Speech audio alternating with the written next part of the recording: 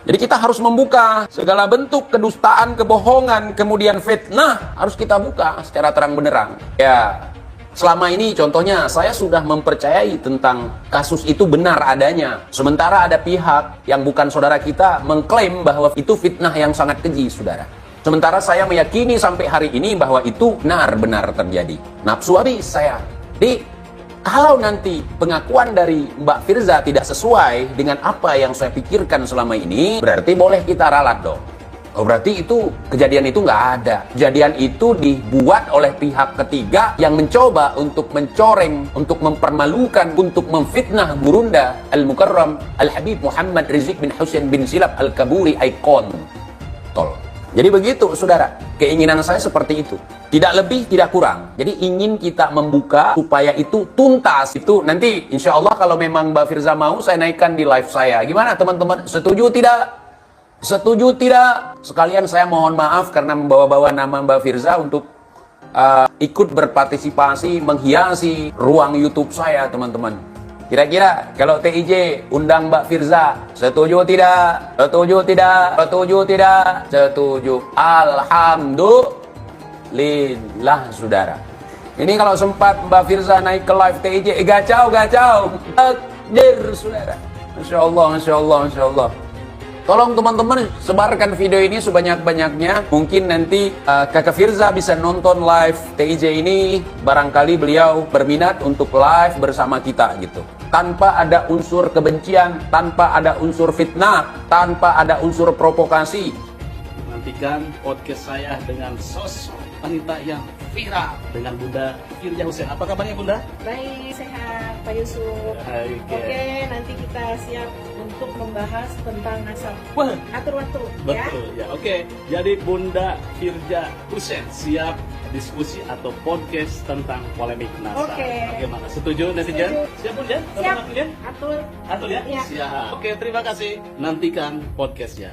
Nah, ini yang wafatnya ini 345 Ahmad bin Isa, yang di kitab-kitab itu ada, dicatat anaknya cuma 3. Satu namanya Muhammad, kedua namanya Ali, ketiga namanya Husain. Jadi namanya 3. Dari mulai abad di mana dia hidup, kemudian kitab-kitab banyak dicatat, ditulis, semuanya ngomongnya begitu. Tidak ada yang mengatakan punya anak namanya Ubir. Baru di abad 9 ada kiai namanya Ali As-Sakron. Dia nulis kitab bahwa dia namanya Ali, punya punya ayah namanya Abu Bakar, punya ayah namanya Abdurrahman, punya ayah namanya Maula Dawila, punya ayah namanya Ali Sahibud Dawah, punya ayah namanya Ali Al-Ghayyur, punya ayah namanya Fakih Mukhaddam, punya ayah namanya Ali, punya ayah namanya Muhammad Sahib Mirbah, punya ayah namanya Alwi, punya ayah namanya Ali bin Alwi bin Muhammad, punya ayah namanya Alwi, punya ayah namanya Ubaid, punya ayah namanya Ahmad bin Isa. Katanya itu di kitab Nadia. Itu mulainya pengakuan abad ke-9 Hijriyah. Lihatlah, Habib ini berani berbohong di siang bolong. Dia mengatakan datuknya bisa mengubah jari telunjuk jadi senter. Luar biasa dusta kaum Ba'alwi. Baca kitab zaman dulu nggak ada lampu. Dari mana pencahayaannya? Dari jarinya. Jadi jarinya kayak senter. Masya Allah, kayak senter. Ketuk pintunya oleh Al-Habib Ahmad bin Muhammad, disuruh naik. Begitu Habib Muhammad naik, jarinya mati. Seketika para mukibin pasti langsung percaya karena para kibin berpikir pakai dengkul bukan otak. Bagaimana teman-teman non-mukibin, percayakah kalian dengan karomah dobol kaum Ba'alwi? Coba tuliskan komentar kalian di sini ya. Karomahnya beliau paling sering terjadi apa? Bikin orang mati. Nggak ada orang yang musuhi beliau kecuali mati. Beliau pernah bilang apa? Tahu nggak, ada orang di muka bumi ini yang kalau dia marah, Allah pun marah. Man ya katanya. Man ya ambil. Katanya beliau, ana. Jadi beliau ini kalau udah ngamuk sama orang, nggak lama orang itu meninggal. Ini Sayyidina Ali Khalil Qasam setiap mengucapkan Assalamu alayka ayyuhan nabiyyu wa rahmatullah wa barakatuh di jalan gua alaikassalam ya Syekh. Makanya kalau Habib Ali Khalil Qasam ini sholat, berebut di samping. Kenapa? Ingin mendengarkan suara indahnya Rasulullah. Di sholat atau dulu. Sampai terkadang datang orang dari luar kota. Untuk apa? Untuk mendengarkan suara indah Rasulullah SAW. Sholat di sampingnya Syekh Ali Khalil Qasam. Limited edition ini. Muka-muka impor. Kalau lo kan muka lokal. Hidung pesek, pipi tembem. Mata belok. Persis kayak celengan Semar.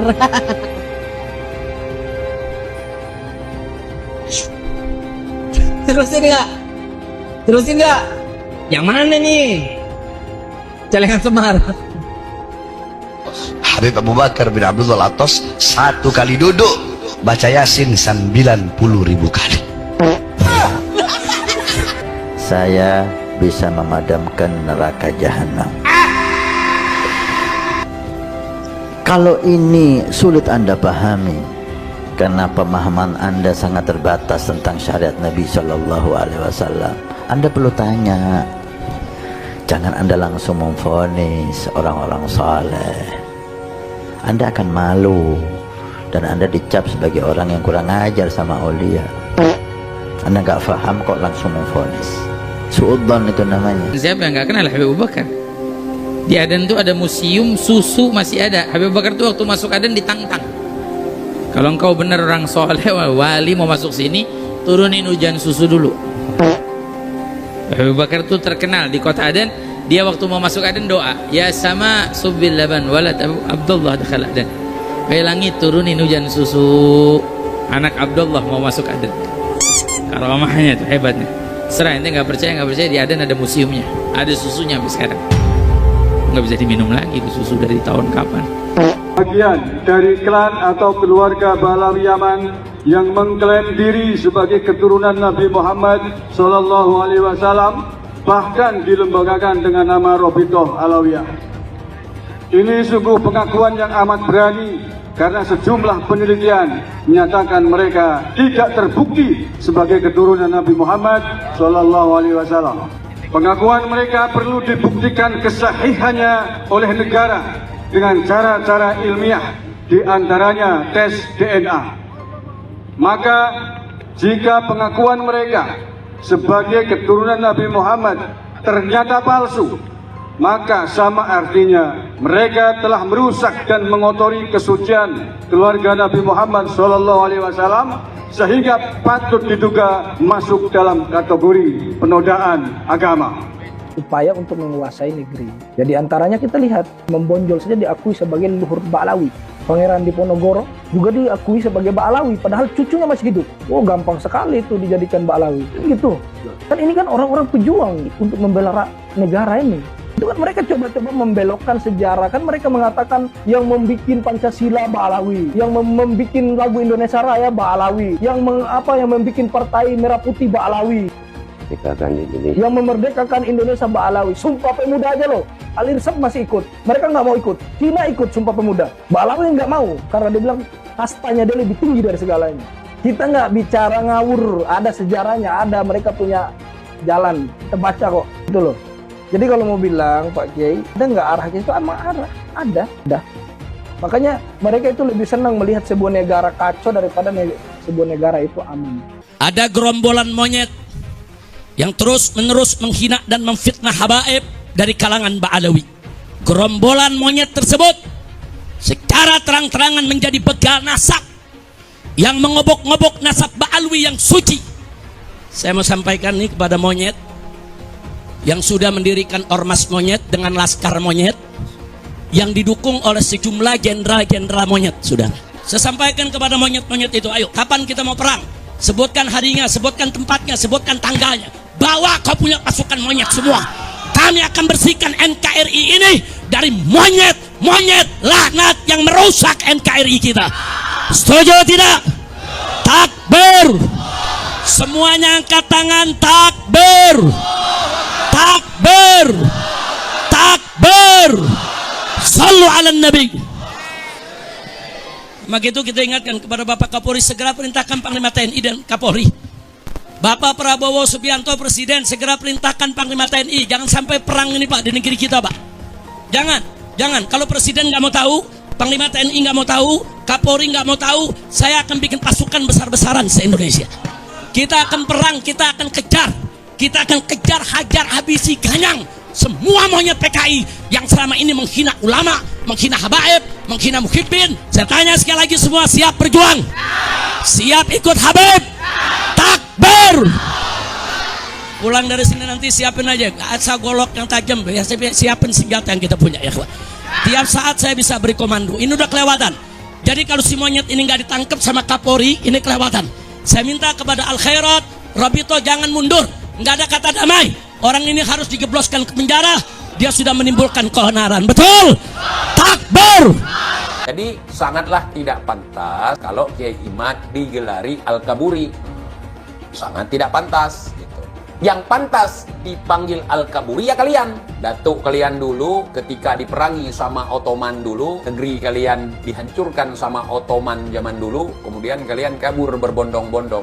Saya nggak muat lagi, bergelantung juga nggak masalah. Nah itu Al-Kaburi. Jadi si Bahar, si Riji, si Ali Jibdan dan sejenisnya itu adalah keturunan dari Al-Kaburi. Kabeh dadi teke wong Yaman niku terus piye ceritane? Delok. Ngerti-ngerti nenek kami yang bikin Pancasila, gundulmu kuwi. Merah putih adalah karena kakek kami. 17 Agustus kakek kami. Lho kok tekmu kabeh iki gundulmu ta? Lho mlakno kula mulai rada konslet niku gara-gara perkara niku. Nek wingi ngono karepmu. Kita padamkan api neraka karepmu. Opo ngono ae. Isra Mi'raj ping 70 karepmu. Tapi kalau sudah mengklaim negara merah putih TEDI, lah mbah-mbah dhewe sing mati demi merah putih kok ditekmu kok mbahmu turu piye niku betul. Makanya kalau sudah terkait kemerdekaan ojo macem-macem, tak samplok rupamu. Ini Kiai Imad ini membatalkan nasabah Balawi karena dibayar oleh Cina. Kata saya urusannya apa Cina sama saya? Apa untungnya Cina itu sama batalnya nasabah Balawi? Sekarang kan di Banten lagi ada proyeknya Pak Jokowi dulu, proyek strategis nasional, namanya PIK 2. Saya kan nggak ngomong, mau setuju, mau menerima, mau menolak, saya nggak ngomong. Itu banyak orang-orang yang musuh-musuh Pak Jokowi itu sekarang lagi menolak proyek strategis nasional PIK 2. Lalu karena saya diem aja, tuh lihat Kiai Imad, kalau nasab Habib aja dikejar. Tapi adanya penjajah Cina katanya. Di Tangerang, Banten dia diam saja. Aktivis-aktivis sudah menolak, tapi Kiai Imad diam saja. Itu tanda bahwa isu nasab ini dibayarin oleh Cina PIK 2. Bos, itu PIK 2 itu proyeknya Baklawi bos. Aguan itu orang Cina, tapi yang ngejalanin proyeknya itu Baklawi, namanya Mu'annas Al-Aidid. Dia Baklawi, dia Kabib. Kalau saya ngelihat Baklawinya saya langsung nolak. Tapi orang nolak, orang menerima itu harus tahu apa yang ditolak, harus tahu apa yang diterima. Jangan kita nggak ngerti apa-apa, kita menerima. Jangan kita nggak tahu apa-apa, kita menolak. Saya nggak ngerti PIK 2 ini jenis kelaminnya apa. Saya bisa memadamkan neraka jahanam. Kalau ini sulit Anda pahami karena pemahaman Anda sangat terbatas tentang syariat Nabi Shallallahu Alaihi Wasallam, Anda perlu tanya. Jangan Anda langsung memvonis orang-orang saleh. Anda akan malu dan Anda dicap sebagai orang yang kurang ajar sama aulia. Anda nggak paham kok langsung memvonis. Beliau bisa mi'raj, terbang ke langit, tapi mi'rajnya tanpa buruk, SpaceX apalagi si pilih. Beliau mi'raj hanya pakai jubah, udah mirip Piccolo. Dan yang paling menakjubkan, beliau mi'raj tidak cuma sekali, 10 kali. Bayangkan, 5 kali lagi beliau mi'raj, itu setara dengan jumlah trofi Liga Champions Madrid. Antum berpikir, ini terlalu mengada-ngada, di luar nurul. Itulah yang namanya karomah. Jangan pakai logika, antum hanya perlu iman dan kebodohan. Ente semua bohong, Jik. Ente mengarang cerita tentang kebangkitan PKI, sementara PKI leluhur ente sendiri. Ente gembar-gemborkan. Banyak ini antek-antek Belanda. Ternyata antek Belanda datuk lu sendiri. Kemudian ente teriak-teriak. Orang-orang, ulama yang nempel dengan pemerintah itu ulama su, nggak boleh diikuti. Ternyata datuk ente, Utsman bin Yahya, antek Belanda. Udah antek pemerintah, kafir lagi. Udah antek penjajah, kafir lagi. Itu memilukan. Saudara, apa jadi yang mengharuskan kita untuk ikut sirijik ini? Ente bilang, ulama-ulama yang berada di pintu sutroh, mereka-mereka yang bersahabat, yang dekat dengan pemerintah ulama su, kata kau. Sementara yang kita cek Datuk kau, Utsman bin Yahya, dekat dengan Belanda. Belanda itu kita tahu, penjajah kafir lagi. Musuh leluhur kami, bukan leluhur kau, leluhur kami. Jadi jangan sampai kau sama-samakan. Belanda itu musuh leluhur kami, bukan musuh leluhur kau. Leluhur kau itu muhibbin Belanda. Indonesia natijah min nataij tarim. Indonesia ini adalah buah dari gerakan dakwah ulama tadi. الخير والنور الذي وصل إلى إندونيسيا بواسطة العلماء من آل بيت النبي محمد الذين هاجروا من تريم من حضرموت إلى إنديا ثم إلى إندونيسيا. Islam yang ada di Indonesia ini adalah sumbernya daripada ulama dan ahlul bait yang dari kota Tarim Hadramaut yang hijrah dari negerinya mampir ke India kemudian datang ke Indonesia. ولو جئنا ونظرنا في سيرته وتاريخه ولسانه لوجدنا ذلك الاتصال قديما ارتباطا وثيقا لا ينفك. Kalau kita kembali ke sejarah kita yaitu Wali Songo yang mana mereka itu dari Tarim Hadramaut, maka kita akan sadar Indonesia dan Tarim tidak bisa. Yang merendahkan Ahlul Bait, cucu Nabi, kelak akan bertanggung jawab di hadapan Rasulullah sallallahu alaihi wasallam. Belajar dengan kami Ahlul Bait, walaupun Bahlul lebih utama daripada 70 ulama atau kiai. Bahwa saya Habib derajatnya lebih tinggi, bahwa saya Habib lebih mulia, bahwa bagaimanapun buruknya saya, maka saya tetap yang memberi syafaat kepada kalian semua. Jadi surga dan neraka itu sangat bergantung pada apakah saya meridoinya atau tidak. Ada di kalangan para habaib itu yang sampai mengatakan bahwa bahkan ketika ada orang yang ahli maksiat, ketika dia tidak taat formulasi agama, dia tetap bisa masuk surga dengan jalur VVIP kalau mencintai golongan kami dan lain sebagainya. Sebenarnya betulkah sih nggak sambung nasab Ba'lawi ini? Betul Pak, nasab Ba'lawi ini tidak tersambung, dan saya sering ditanya apakah bertanggung jawab nanti di akhirat.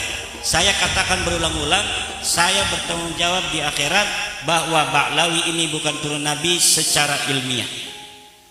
Haplog grupnya saja itu sudah melenceng, tapi masih kekeh ingin disebut sebagai turunan Nabi. Ketika kitab nasab tidak ada yang mencatat mereka, kenapa mereka masih mau ngaku turunan Nabi?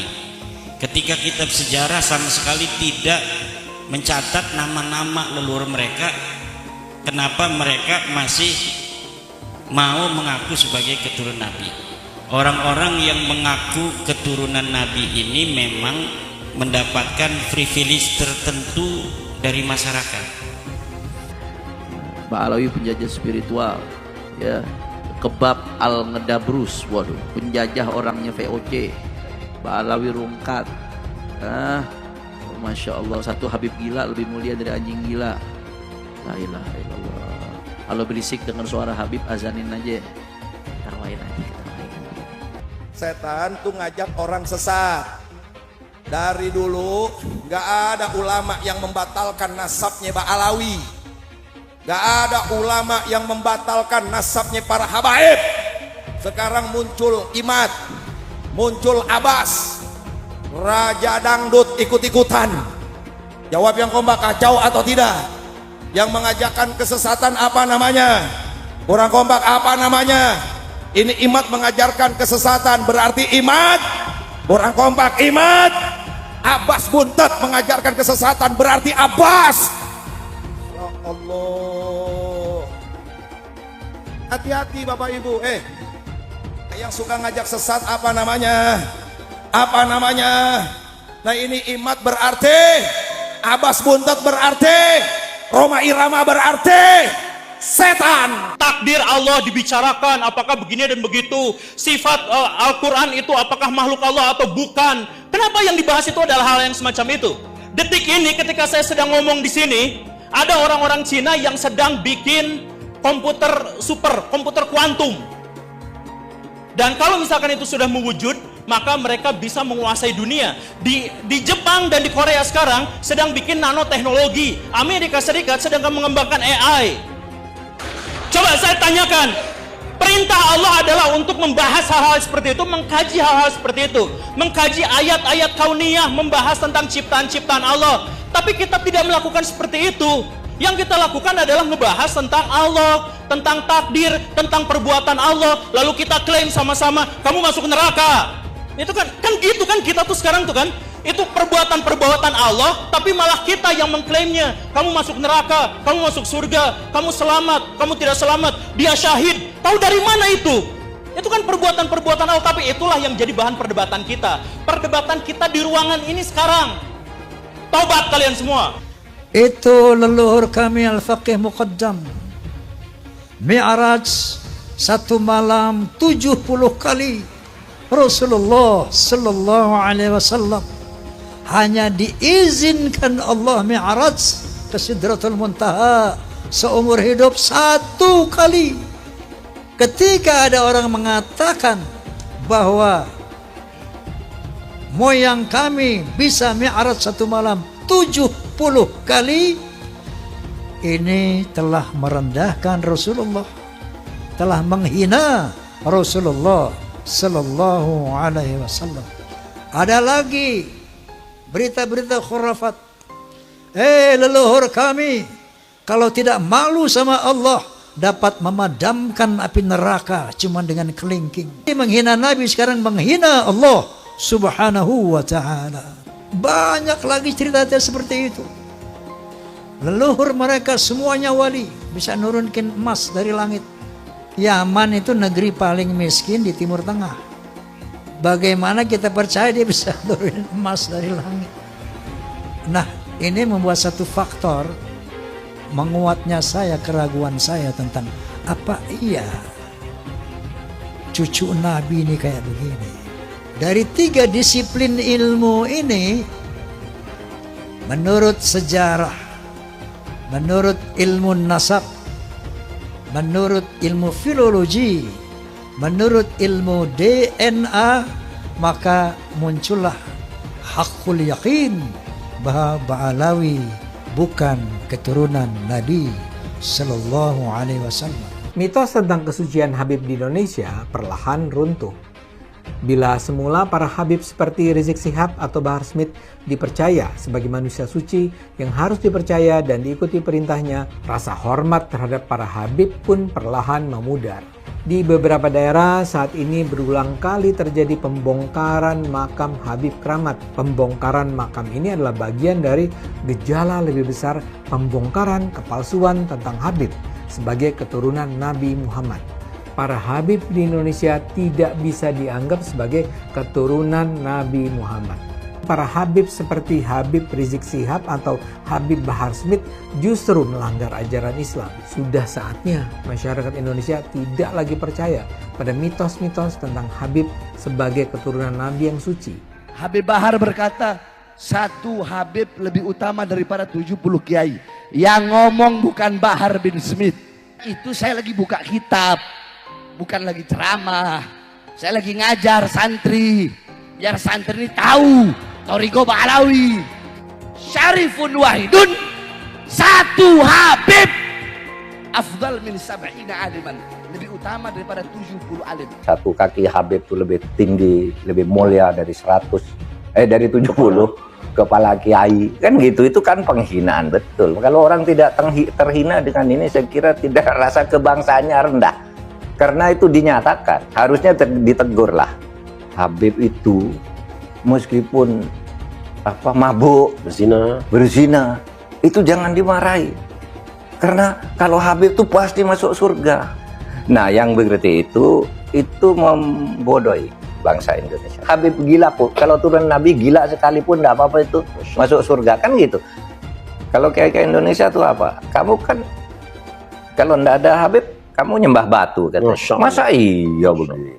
Saya ini tidak tahu ya sejak kapan munculnya Habib ini sebagai kelas sosial yang tinggi gitu ya. Ba'alawi kalau bagi saya bukan gitu ya, bukan turunan Nabi, karena dari filologi jelas ya, kemudian dari historik jelas, kemudian juga DNA yang terakhir itu. Belajar sama satu Habib sama ukurannya belajar dengan 70 kiai, sama ukurannya belajar dengan 70 kiai, betul nggak? Satu Habib, walaupun Habibnya jahlun, maksudnya bodoh kata Iwa, walaupun Habibnya jahlun, maksudnya bodoh kata Iwa, itu ukurannya perbandingannya amat 70 kiai yang alim. Itu ukurannya perbandingannya amat 70 kiai yang alim. Perbandingannya. Sayyidul Imam Faqihil Muqaddam di dalam manaqib sejarah hidup beliau diceritakan bahwa Al-Imam Faqihil Muqaddam adalah orang-orang yang besar, beliau adalah orang-orang yang hebat. Bahkan diceritakan beliau pernah mi'raj, saudara-saudara, bertemu dengan Allah dalam satu hari 70 kali, saudara-saudara. Bertemu dengan Allah dalam satu hari 70 kali, saudara-saudara. Kalau aku tidak malu kepada Allah Ta'ala, maka neraka jahanam itu akan aku matikan. Kalau aku tidak malu kepada Allah Ta'ala, maka neraka jahanam itu akan aku matikan. Al-Hamid ngeluarin rantai emas dari langit. Wah. Keramatnya Al-Hamid tuh, ngeluarin rantai emas dari langit sampai ke bumi. Lagi ngobrol sama kakaknya Al-Muhdhar nih, Syekh Umar Muhdhar. Ayo wahai Syekh Umar Muhdhar, nih lihat keramatannya, nurunin rantai emas dari langit sampai ke depan dia. Ini Habib Syekh Umar Muhdhar ketawa doang. Dia bilang sama adiknya, Al-Hamid, coba lihat tuh paling atas siapa? Gak tahu ada Syekh Umar Muhdhar megangin rantai dari atas. Beliau angkat tangan kepada Allah Subhanahu wa Ta'ala sambil mengatakan, ya sama subbil laban walat Abdullah dakhal adan. Wahai yang menciptakan langit, yaitu Allah, turunkan hujan susu, turunkan hujan susu. Dihujani apa? Susu. Subbil laban, hujankan susu. Walat Abdullah dakhal adan, karena saya anaknya bapak saya Habib Abdullah bin Abi Bakar mau masuk ke kota ini. Gak lama dari selesai doanya beliau langsung hujan susu. Masya Allah. Ada muridnya Habib Salim Jindan namanya Abdurrahman. Nih Bang Maman, kalau kita panggil Bang Maman. Bang Maman ini sholatnya berantakan. Bang Maman ini maksiatnya luar biasa, ibadah kocar kacir. Habib Salim Jindan dikabarin sama muridnya, Beb, Maman meninggal. Sebelum ditutup, habis beliau tulis, ditaruh ke kertas, lo bilang, Man, gue tahu lo ibadahnya berantakan, tapi lo cinta sama dzurriyyat Nabi Muhammad, ikhlas dari dalam hati. Nanti kalau malaikat Munkar Nakir datang nanya pertanyaan kubur, jangan lo jawab, Man, lo kasih surat dari gue, lo masuk surga tanpa hisab. Umat Islam mulai gaya, mulai mengkoreksi Habibnya, mulai mengkoreksi Habibnya, mulai mengkoreksi ulama-ulama dari anak cucu Nabi Muhammad SAW. Orang yang seperti itu mirip dengan iblis. Orang yang seperti itu mirip dengan iblis. Sudah dijelaskan, orang yang mati bawa benci sama keluarga Nabi, bukan hanya umat Nabi dia keluar, saudara. Bukan hanya keluar dari umat Nabi, sampai dia keluar dari agama, keluar dari Islam, saudara sekalian. Artinya apa? Tidak ada kesempatan mendapatkan pertolongan dari baginda Nabi Muhammad. Man ahabbahum ahabbahallah. Siapa yang cinta dengan keluargaku para habaib, dzurriyyat Nabi Muhammad, ahlul bait Nabi, maka dia akan dicintai oleh Allah. Wa man abghadahum abghadahallah. Siapa yang benci kepada keluargaku, maka dia juga akan dibenci oleh Allah Subhanahu wa Ta'ala. Rasa kebanggaan saya terhadap Indonesia itu ternodai oleh sikap-sikap beberapa habaib, dan para pejuang Indonesia itu diremehkan. Misalnya cerita bahwa proklamasi kemerdekaan Mei 17 Agustus itu karena bisikan Habib tertentu kepada Bung Karno, itu kan tidak pernah ada dalam cerita itu. Tidak ada Habib, cerita Habib ini tidak pernah ada di dalam sejarah, kecuali dulu menjadi Usman Yahya itu menjadi muftinya Belanda, yang yang mengharamkan kita melawan Belanda, justru itu Habib yang jelas itu tertulis dalam sejarah. Kalau Habib berbisik ke Bung Karno kapan? Dan tidak pernah ada cerita itu. Nah kok sekarang lalu Habib, lalu para pejuang dihabibkan semua kan? Diponegoro, siapa lagi? Imam Bonjol. Wah itu kebanggaan orang Jawa loh, Diponegoro itu. Lalu dihabibkan. Habib dari mana? Assalamualaikum warahmatullahi wabarakatuh. Kawan-kawan, berjumpa kembali dengan saya admin dari channel ini. Kawan-kawan, kita baru saja menyaksikan beberapa cuplikan video mengenai para Habib Ba'alawi dan bagian dari pandangan kelompok dari Kiai Haji Madudin Usman Al-Bantani.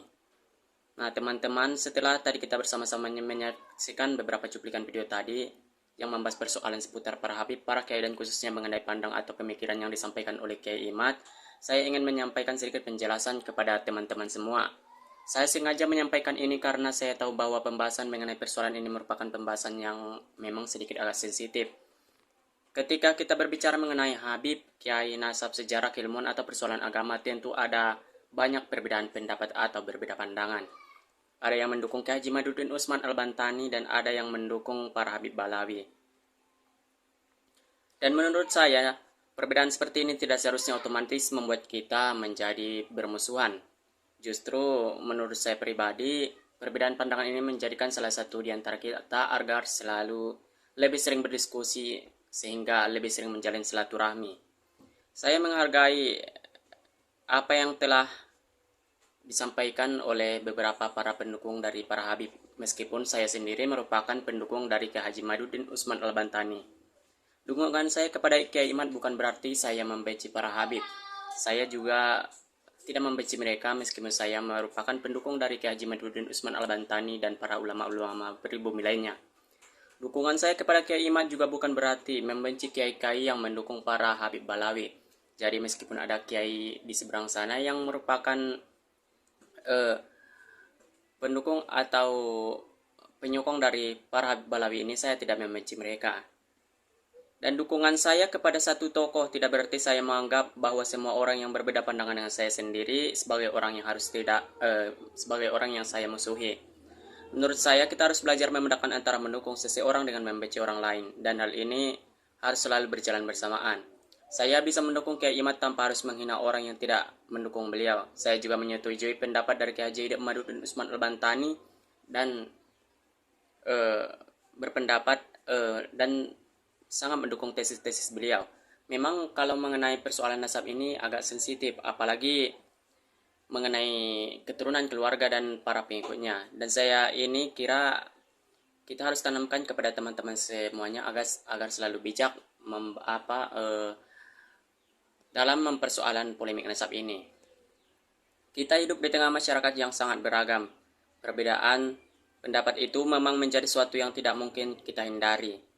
Dari dulu hingga sampai kini perbedaan pendapat itu selalu ada. Sesama umat muslim sendiri, tidak usah sesama umat manusia yang berbeda agama, bahkan sesama umat muslim sendiri juga sering berbeda pendapat. Ulama-ulama terdahulu juga begitu.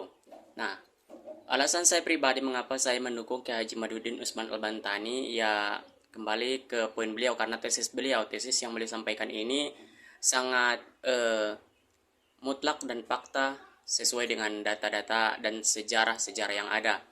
Seperti yang disampaikan oleh Kiai Haji Madudin Usman Al-Bantani bahwa nasab para Habib Ba'alawi ini sudah terputus. Sehingga di dalam tesis beliau semuanya menjelaskan secara detail mengapa beliau dengan lantang menyuarakan bahwa nasab para Habib Ba'alawi ini memang terputus. Beliau tidak sembarangan berkata bahwa nasab mereka putus, melainkan beliau memiliki banyak bukti-bukti, termasuk bukti-bukti sejarah, data yang membuktikan bahwa silsilah para Habib Ba'alawi ini sama sekali tidak tersambung kepada Nabi Muhammad SAW.